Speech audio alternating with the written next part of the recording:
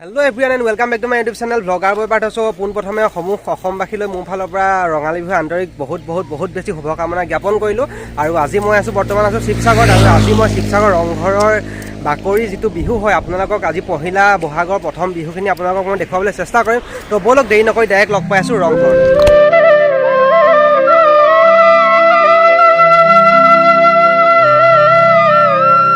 finally আমি আহি পাই গ'লো সেই ৰংঘৰ আৰু ইয়াতে বাইকখন আমাৰ পাৰ্ক কৰি ল'লোঁ আৰু এতিয়া আমি ৰংঘৰৰ ভিতৰলৈ সোমাই গৈছোঁ এইফালে মোৰ লগত আছে প্ৰাণকৃষ্ণ আছে এইফালে মোৰ লগত আৰু এইফালে আপোনালোকে চাওক আজি বিহু ইয়াত মুকলি বিহু হ'ব তো মজা লাগিব মই সকলোখিনি দেখুৱাই থাকিম তো গাইছ আমি আহি পূৰা একদম টাইমত পাই গৈছোঁ আচলতে বিহু আৰম্ভ হোৱাই নাই বিহু ষ্টাৰ্ট হ'ব আৰু আজি ৰংঘৰৰ বিহু চোৱা মানুহৰ ভিৰ চক বহুত মানুহ হৈছে আৰু আজি এই বিহু সন্মিলনখনৰ নিমন্ত্ৰিত অতিথি হৈছে আমাৰ ধাৰাবাহিক বেহাৰবাৰী আউটপোষ্টৰ বিউটি বা আৰু বলক এতিয়া আমি সকলোৱে মিলি বিহুজোৰা উপভোগ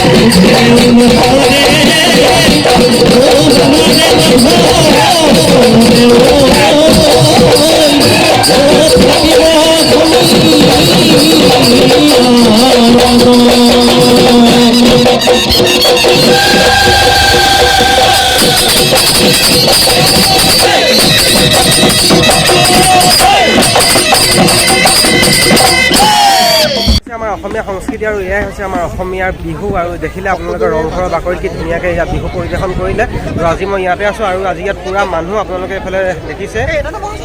তো মজা আল্টিমেট